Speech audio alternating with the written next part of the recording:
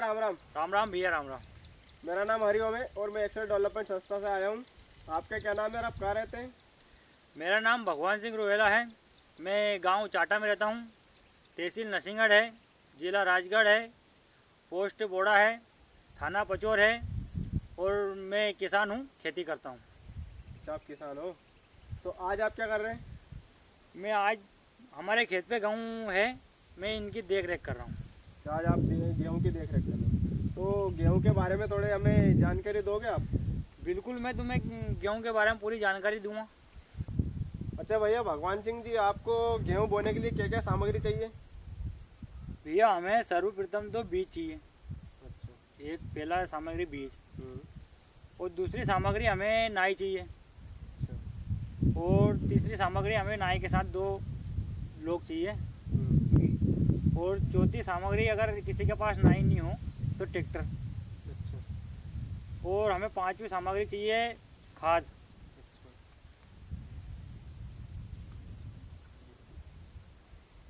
और हमें एक झोली चाहिए, 2 बेल चाहिए और एक पराना चाहिए। अच्छा, तो आप इसको जब गेहूँ की बुआई कब करते हो आप?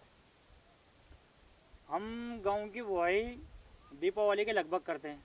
दिवाली के लगभग। दीपावली के लगभग, जैसे हमारे सोयाबीन खेत में से निकालते हैं, दीपावली निकलती हो तो खेत में सोयाबीन को बाहर करके हम खेत की बढ़िया हकाई जुताई कर देते हैं। या तो हम पहला खेत में पानी निकालना, पानी निकाल के वापस उसे हकाई जुताई करके तैयार जब बड़ा बजा तब दीपावली के लगभग हम गेहूँ को ओढ़ देते हैं। अच्छा, तो आप जो हकाई करते हो खेत की, तो एक बार करते हो 2 बार करते हो? हम पहला तो हकाई करवाते हैं सोयाबीन निकालने के बाद, उसके बाद उसमें खेत में पानी निकाल देते हैं। पानी निकालने के बाद में जैसे बराब आता है तब अगर अपना खेत अगर सही हो तो डायरेक्ट गेहूँ बो देते हैं।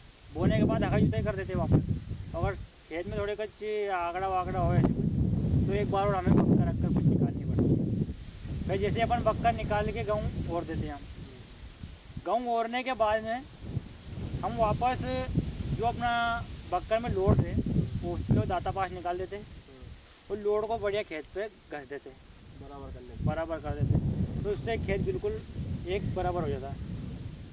जैसे ही खेत अपना बराबर हो जाता है तब हम उसमें पावड़े से पालिया बांध देते हैं। और वो हम बताएं पालिया क्यों बांधते हैं, क्योंकि उससे हमें पानी निकालने में बहुत सुविधा होती है।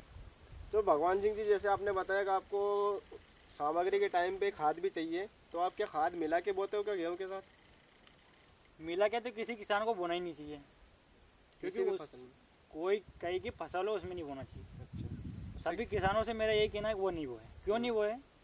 क्योंकि उसका कारण ये है कि जैसे अपन खाद मिला के अगर बोएंगे तो उससे अपना बीज खराब हो जाएगा, बीज में फफूंदन आ जाएगी। तो आप जैसे कि आप जब फिर उसको खाद को कब फेंकते हो, कैसे क्या करते हो?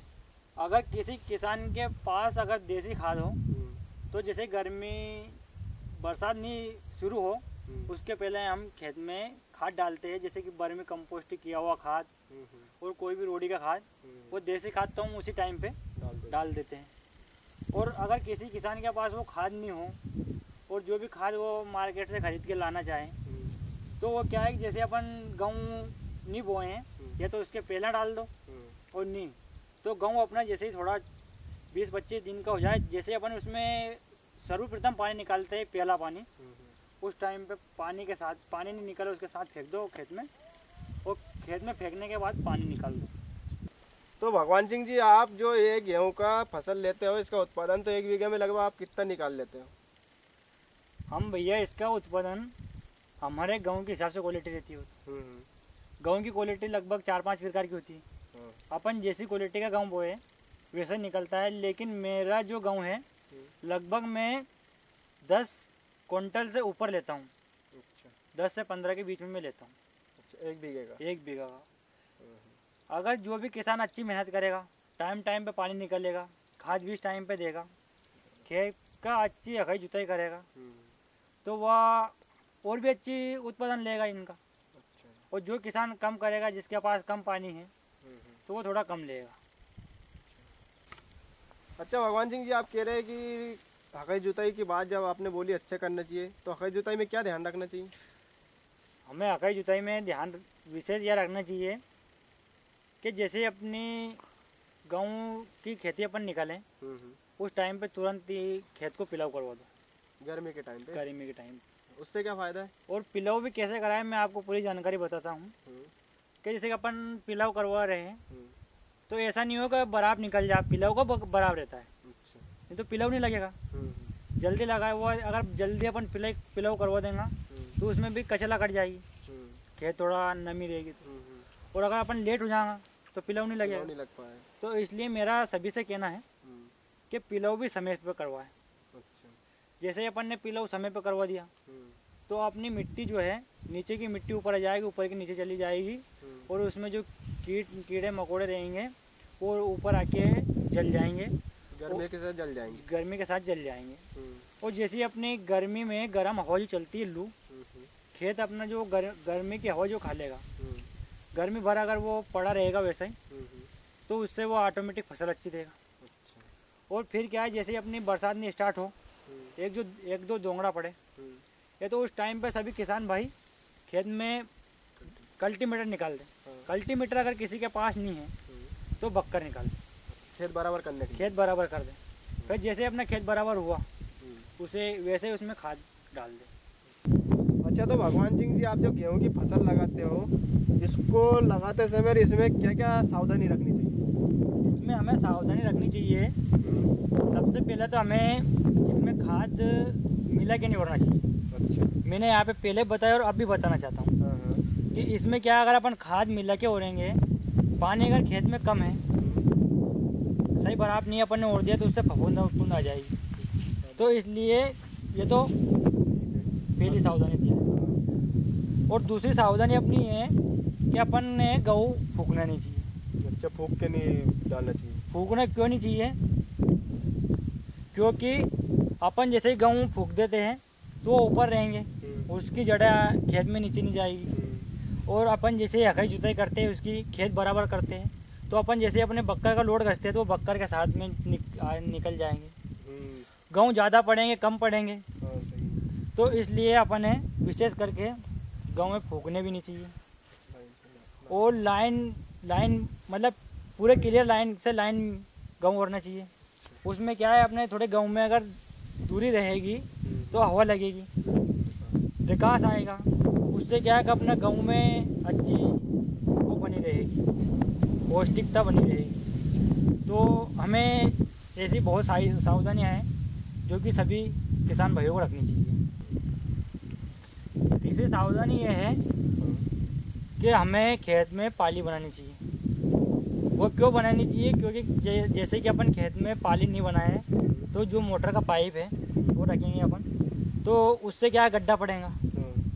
अगर मान लिए एक जगह अपना गड्ढा पड़ गया तो ठीक है, अपन जगह जगह रखना पड़ेगा तो जगह जगह गड्ढा पड़ेगा खेत में, तो उससे अपन दिक्कत भी आएगी और फसल नष्ट होगी और अपन ने खेत भी खराब होगा। और अपन जैसे कि पाइप इधर से उधर उटक पटकेंगे, उधर से इधर पटकेंगे तो अपनी जो खेत की गेहूँ जो भी फसल रहेगी वो मचेगी, खराब होगी। तो हमें वो भी नहीं करना चाहिए, पाली बनानी चाहिए।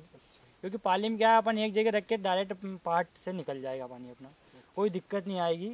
और क्या है कि जैसे अपन गेहूँ बोते हैं तो खेत में जो कूटा कचरा जो भी रहे इत्यादि सामान वो खेत में से हमें बाहर निकालना चाहिए।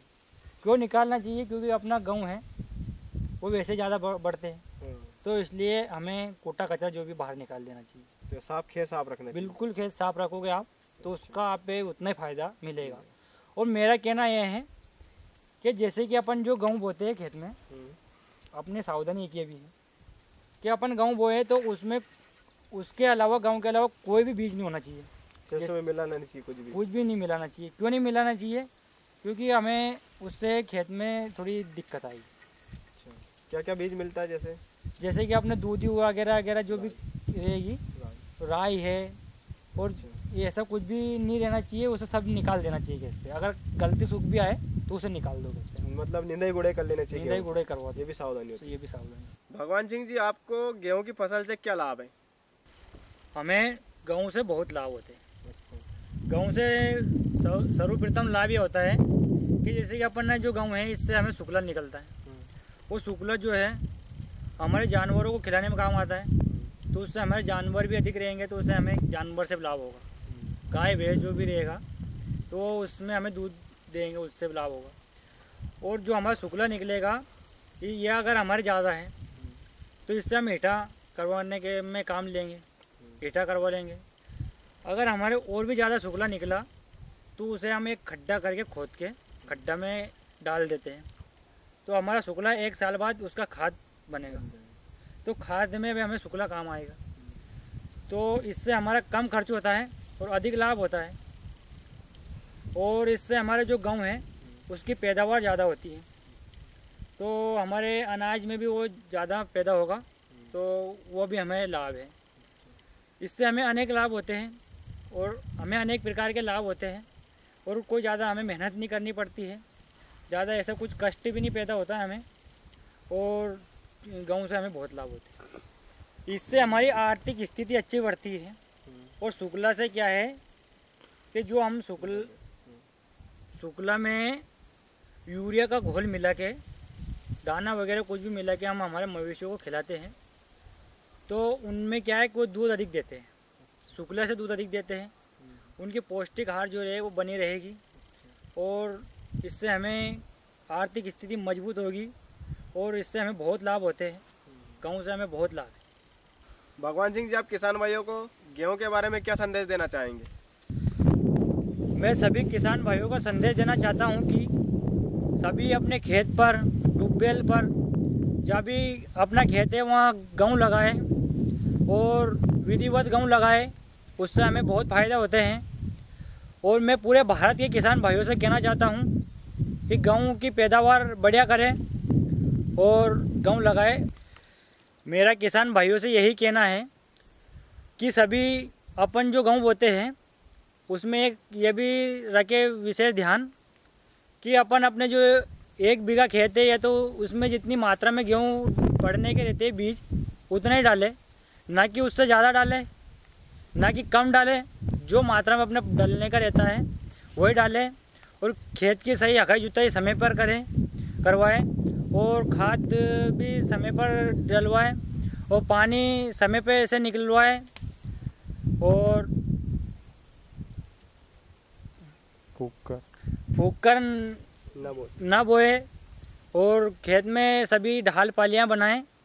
और मेरा सभी भारत के सभी किसान भाइयों से यही कहना है, हाथ जोड़ के निवेदन है कि सभी अपने खेत ट्यूबवेल पर गेहूं लगाएं और गेहूं की मात्रा अधिक पाए। जय हिंद। भगवान सिंह जी, आपने हमें गेहूं के उत्पादन के बारे में इतनी अच्छी जानकारी दी, गेहूं की फसल के बारे में, तो इसके लिए आपका बहुत बहुत धन्यवाद। धन्यवाद भैया, राम राम।